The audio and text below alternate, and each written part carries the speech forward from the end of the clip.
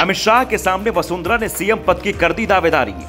राजस्थान में सीएम पद का उम्मीदवार घोषित करने का बनाया दबाव। वसुंधरा ने अपने कार्यकाल की जमकर की तारीफ। क्या वसुंधरा के मन की इच्छा पूरी करेगी पार्टी हाईकमान? अमित शाह के सामने दिखी बीजेपी की गुटबाजी। राजस्थान में 1 साल बाद ही विधानसभा चुनाव होने हैं और बीजेपी ने चुनाव से पहले अपनी पूरी ताकत राज्य में झोंक दी है। एक और कांग्रेस का ध्यान इस समय राहुल गांधी की पदयात्रा और गुजरात चुनाव पर है, तो बीजेपी ने अभी से ही राजस्थान पर फोकस बढ़ा दिया है। जयपुर से जोधपुर तक बीजेपी नेताओं के दौरे हो रहे हैं। बीते दिनों जेपी नड्डा जयपुर पहुंचे थे, तो अब बारी अमित शाह की थी, जो जोधपुर पहुंचे। अमित शाह का कार्यक्रम था, तो ऐसे में बीजेपी के राज्य स्तर के सभी दिग्गज नेता जोधपुर में जुटे और अपना शक्ति प्रदर्शन भी किया। वसुंधरा राजे सिंधिया भी जोधपुर पहुंची और मंच से ही अमित शाह के सामने उन्होंने संकेतों में सीएम पद की उम्मीदवारी का दावा ठोक दिया। वसुंधरा राजे सिंधिया ने केंद्र की मोदी सरकार की जमकर तारीफ की। वसुंधरा ने कहा कि जब हमारी सरकार थी उस समय सर्वोदय से अंत्योदय की विचारधारा और प्रधानमंत्री मोदी की प्रेरणा से चलाई थी, जिसकी सफलता पर हमें सदैव गर्व रहेगा।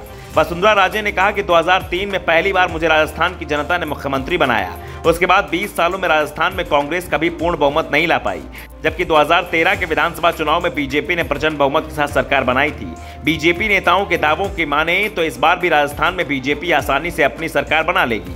अगर पार्टी में किसी तरह गुटबाजी नहीं हुई तो एक बार फिर बीजेपी 150 के पार जा सकती है। लेकिन राजस्थान बीजेपी गुटबाजी ने केंद्रीय नेतृत्व की नींद उड़ा रखी है।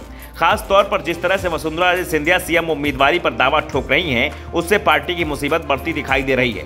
वसुंधरा ने साफ संकेत दे दिया है कि पार्टी नेतृत्व सीएम चेहरे को लेकर अपनी स्थिति क्लियर करनी चाहिए। वसुंधरा ने जिस तरह से मंच से अपनी सरकार की उपलब्धियां गिनाई, उसका मतलब सीएम फेस पर उनकी दावेदारी से लगाया जा रहा है। वसुंधरा ने कहा भी कि लड़ाई में सामने वाले को कभी कमजोर नहीं समझना चाहिए, इसलिए हमें यह मानकर घर नहीं बैठना है कि हम प्रचंड बहुमत से सरकार बना लेंगे। हमें एकजुट होकर मजबूत रणनीति के साथ आगे बढ़ना है। प्रेस कॉन्फ्रेंस की बजाय पब्लिक कॉन्फ्रेंस करनी है। वसुंधरा ने भले ही सीएम पद पर अपनी दावेदारी पेश की हो, लेकिन अमित शाह ने अपने पत्ते नहीं खोले। अमित शाह को पीएम मोदी का बेहद करीबी माना जाता है। ऐसे में साफ है कि जब तक पीएम की ओर से हरी झंडी नहीं मिल जाती, तब तक वो भी राजस्थान पर सस्पेंस बनाकर ही रखेंगे। उन्होंने ये साफ नहीं किया कि राजस्थान में पार्टी सीएम फेस के साथ जाएगी या फिर पीएम मोदी के नाम पर चुनाव लड़ेगी। जेपी नड्डा की ओर से जरूर ये साफ साफ कहा जा रहा है कि पार्टी विधानसभा चुनाव 2023 में पीएम मोदी के चेहरे को ही जनता के सामने रखकर वोट मांगेगी। मतलब साफ है, पार्टी सीएम फेस घोषित नहीं कर रही है।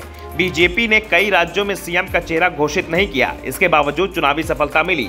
माना जा रहा है कि पार्टी आलाकमान राजस्थान में भी यही प्रयोग करने जा रहा है। इस बीच राजस्थान में तेजी से बीजेपी के अंदर समीकरण बदल रहे हैं। अब तक वसुंधरा राजे सिंधिया के खिलाफ एकजुट रहने वाली पार्टी नेताओं में भी फूट पड़ गई है। केंद्रीय मंत्री गजेंद्र सिंह शेखावत और अर्जुन मेघवाल ने हाथ मिला लिए हैं और इस जुगलबंदी से राज्य बीजेपी अध्यक्ष सतीश पूनिया का गुट भी हैरान है।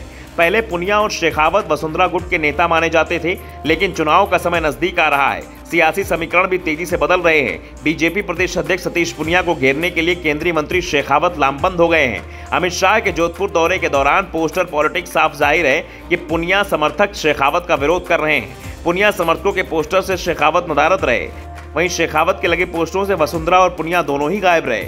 मतलब साफ है कि अमित शाह की मौजूदगी में भले ही पार्टी नेताओं ने एकजुटता दिखाई है, लेकिन खटास बरकरार है। Bureau report, the Navdarpan news.